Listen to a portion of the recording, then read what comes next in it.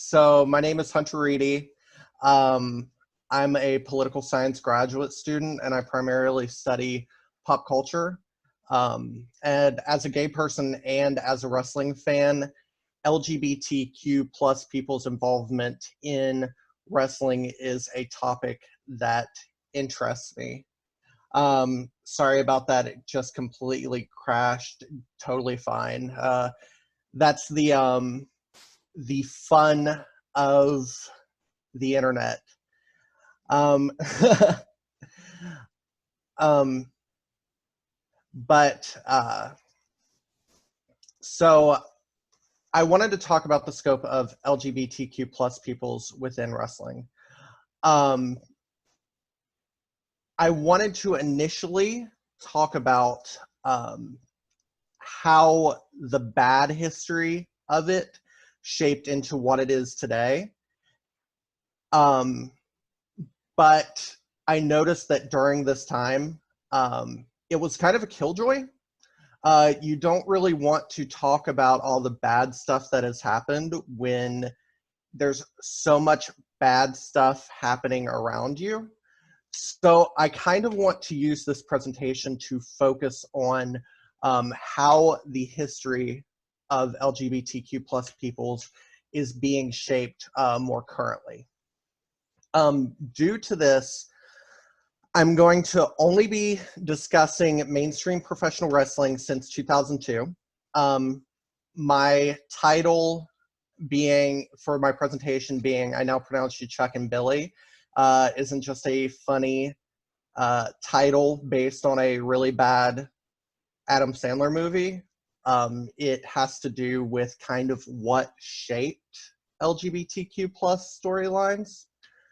I'm only going to be discussing portrayal of real-life LGBTQ peoples besides the titular Chuck and Billy storyline. I'm only going to be focusing on wrestling promotions WWE and AEW. I know that there's a ton of good things happening on the indies, but this is kind of studying the major platform that LGBTQ plus peoples are being given. And I'm only going to be talking about primarily the positive portrayals of LGBTQ plus peoples. So you're not going to hear me talk about Mickie James being an obsessed lesbian or Vito wearing a dress. We're going to kind of be talking about the better portrayals of LGBTQ plus peoples in wrestling. So the start of the kind of snowball effect that caused LGBTQ plus peoples to have the spotlight in professional wrestling was the Billy and Chuck storyline.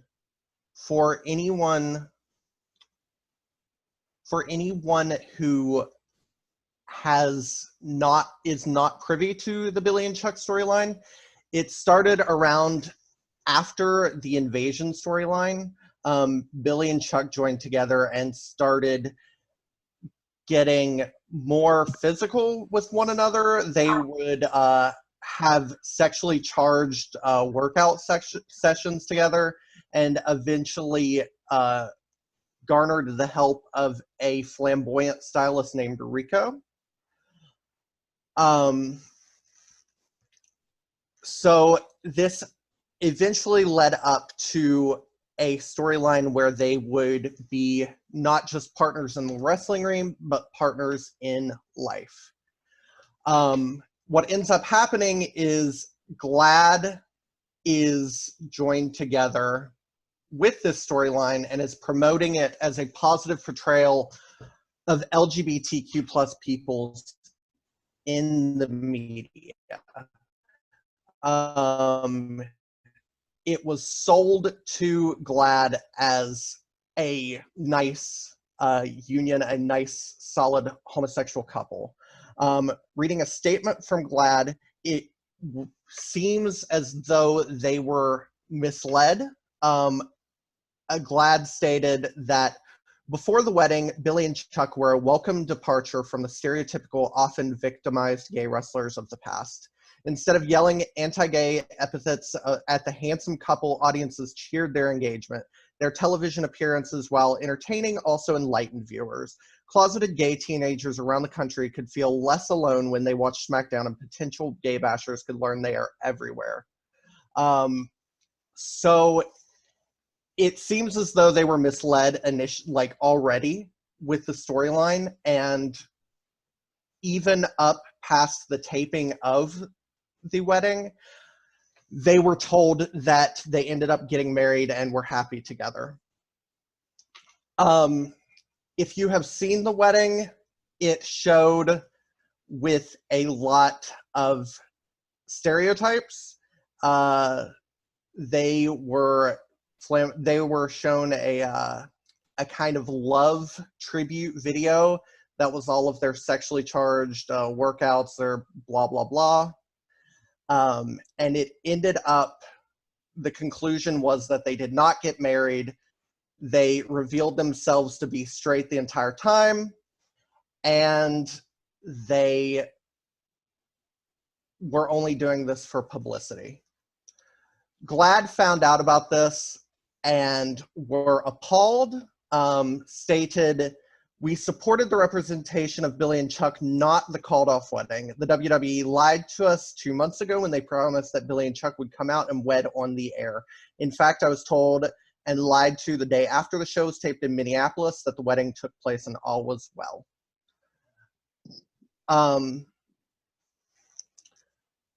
I'm seeing in the chat, it's asking, when have they done queer stuff since? Liv Morgan. We will get to that. But since this GLAAD storyline happened, the very week after there was backlash from GLAAD, WWE started the HLA, or Hot Lesbian Action storyline, where they would have naked women make out with one another to promote healthy homosexual tendencies. I have the question, Hunter, do you know if GLAAD commented at the time at all about the Billy and Chuck storyline being at the same time as the HLA angle? Sorry, I just I just accidentally answered that. Yeah, the HLA storyline was thought to be in retaliation to the negative publicity GLAAD gave them for the storyline. But as I said, this was all a snowball effect. After this, we do see a few years of some bad taste in LGBT storylines, but then we get to a point, especially in PG wrestling, that we don't really have any mention of LGBTQ plus wrestlers or peoples whatsoever. That changes in about 12 years, 2014, with the wrestler Darren Young. Darren Young came out during a TMZ interview, and he says, "Absolutely, look at me. I am a WWE superstar, and to be honest with you, I'll tell you right now, I'm gay, and I'm happy. I'm very happy." Make Darren Young great again. That's actually the title for this slide if I could have gotten it to work, but I will send it to be spliced in with the YouTube video. Superstars such as John Cena came out to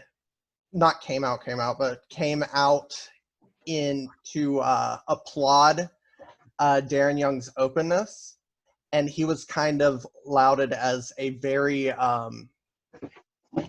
brave individual for doing this. Darren Young's sexuality is not mentioned in the program whatsoever. There were some hints in it. He said in one promo when he was with tag team partner Titus O'Neil, he mentioned that rainbow was his favorite color, but there was no mention of his sexuality. Although this is during a time where they're kind of like, if we mention it, do we mess it up? Is it better to not mention it? Like, how do we handle these gay storylines? And so instead of this becoming a storyline, Darren Young is instead used in Be a Star campaigns to talk about LGBTQ plus peoples and to inspire the youth that identify with him.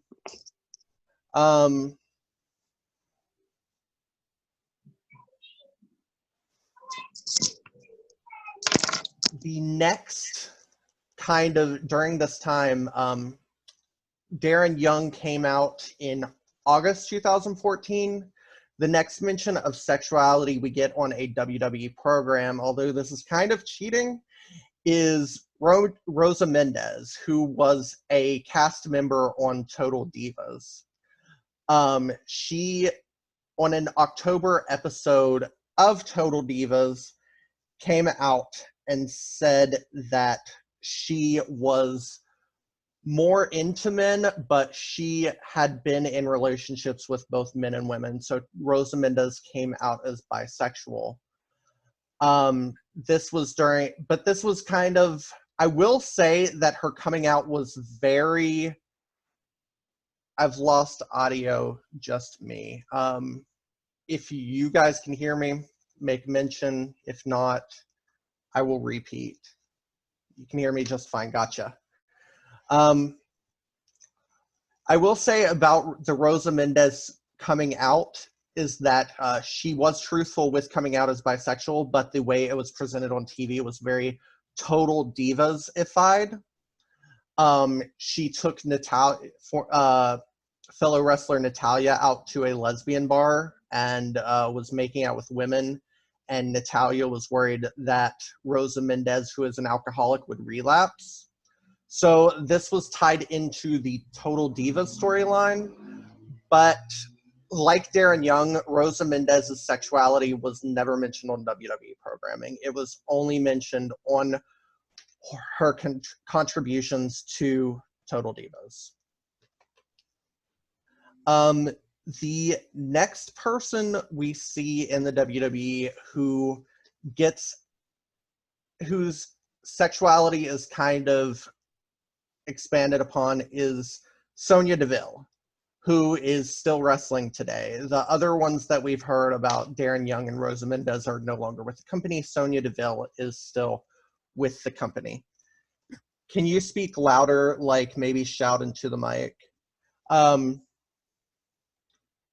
Hunter, there was also Pat Patterson coming out on Legends House, which was received positively by his colleagues, but they did pretend they weren't aware when they did know. That, I will say, in response to Pat Patterson, I was initially going to mention Pat Patterson when I was first studying, but there have been claims that he was not the most hands-off person, and that he was kind of inappropriate with fellow male wrestlers. So while I think that it's important that Pat Patterson be acknowledged as one of the first major LGBTQ peoples, I didn't want to put a focus on him and kind of honor him due to those claims. Getting back to Sonya Deville, though, she initially competed on Tough Enough as Daria Baronato, which is her true name, and she came out on live television during the opening proceedings and the initial interviews. During the preliminary taping of the first premiere episode, they asked me if I was in a relationship. I had a girlfriend at the time. Not only was I not expecting that question, I was in a bikini and high heels in front of Triple H and other executives inside the ring. I felt so out of my comfort zone when they asked me that question. I thought, what do I do? Well, I tell the truth, all right? So I said, yeah, I have a girlfriend, but she's not my wife yet. I got nervous and they all started smiling. I said, oh my God, I just came out on national television. Sonya Deville, isn't Sonya Deville on the new Total Divas? Yes, Sonya Deville is on the newest Total Divas, and she she actually has a romantic storyline with her girlfriend on there, and she has taken the fellow divas out to pride parades during the show. So she has contributed a lot to the visibility of LGBTQ plus peoples. She also competed in rainbow gear during WrestleMania 34. She was in the Women's Battle Royal and had rainbow gear, giving more visibility to the fact that she was lesbian rather than just the implication and the social media knowledge that the fan has to have. It actually gave a wider scope to the issue. She has had this year a hinted storyline with Mandy Rose, in that Mandy Rose was kind of shown last year to be into her, like would give her looks and everything. That kind of disappeared with the Otis storyline, but if anybody has watched this past episode of SmackDown, that may be looked upon again come WrestleMania. Who knows? Sonya and Mandy started an angle last night. Sonya sent the text to Otis that screwed up the date with Mandy. Yes, and we're kind of going to see why Sonya Deville did that in the coming weeks. Do you place different value in where his representation is taking place? How do the politics change from Raw to Total Divas to Tough Enough, for example? They are different audiences, I will say. Total Divas is going to have more of a female audience looking for reality television, while Raw and SmackDown and NXT even are going to have more of the mainstream wrestling fan. While those two fans there are some overlap, they are totally different. So they may feel more comfortable showing something on a reality television show concerning sexuality than they would be their wrestling program. Going from Sonya Deville and her rainbow gear during WrestleMania 34, we will go to the next person. You kind of see it behind me in my video. Finn Balor coming out at WrestleMania 34 wearing rainbow gear and accompanied on the stage by the LGBTQ plus community of New Orleans. He apparently had been fighting for this for 6 months and got the go-ahead from Stephanie McMahon to do so. He wasn't getting any reception from other writers at the time, but once Stephanie McMahon got wind of it, she made sure that there was the LGBTQ plus incorporation in the entrance. So any Stephanie McMahon haters out there, she was kind of the person to thank for allowing Finn Balor to do that. Going back to GLAAD and the WWE, while their relationship may have been sour in the past, the For Everyone shirt from Rainbow Balor, that the Rainbow Finn Balor shirt gave 20% of the proceeds to GLAAD, and Finn Balor reportedly advocated for his WWE character to be LGBTQ+, but that kind of went nowhere. While his sexuality is not confirmed or denied on television, his advocacy of people's is regularly discussed. I'm getting a couple more minutes, but I only have 2 more things to talk about, so this should be going fast. We're going to go from WWE, because Finn Balor is really, and his entrance and Sonya Deville are really the latest people in WWE to happen for the LGBTQ plus community. Their Piper Niven recently came out as bisexual, but not much is going on there. I see the question, how much of the rainbow gear was authentically driven and how much was commercially driven? I would say there's partially like both parts. I will say on one hand, we have this reportedly straight man kind of being the savior for LGBTQ plus peoples, but on the other hand, we're getting LGBTQ plus representation at a massive scale of WrestleMania. There was Liv Morgan. I kind of don't count Liv Morgan in this just because it was a one-off, and because she isn't an LGBTQ plus person, and her character kind of went into the same crazy lesbian as Victoria, Mickie James in the past have done. I love Liv Morgan, but I'm not counting her in the same scope as this. We are going to go from WWE to AEW, and I'm going to do this real quick. I'll try to answer some questions after this. We'll need you to wrap up now. Okay, Sonny Kiss was signed to AEW before Double or Nothing. And a lot of people were talking about Sonny Kiss being signed, as well as Nyla Rose, just for an agenda. But he has stated that he is very authentic, and that is a difference in his character versus what is being shown in the past, which is Gold Dust, which is just a character. Sonny Kiss is authentically himself. He's authentically gay. He is a mainstay on AEW Dark, so he is a character that you can see weekly. The biggest, arguably, right now is Nyla Rose in the scope of professional wrestling. She is the first transgender performer to be signed to a major mainstream wrestling company. She wrestled in the first women's match in AEW at Double or Nothing. She competed in the first women's world championship match against Riho, and she became the second woman to win the AEW women's world championship and the first transgender wrestler to hold a championship in a major promotion. I would recommend to anybody here who have questions about her, listen to the podcast interview she did with Chris Jericho. It's very informative, and it shows how somebody like her is such an influence to the wrestling community today and the people who have been in the wrestling community. I think that to wrap this all up, wrestling, as in the real world, they're still adapting to the increased visibility of LGBTQ plus peoples. As we evolve as a community, there will be more evolution into what we see in wrestling.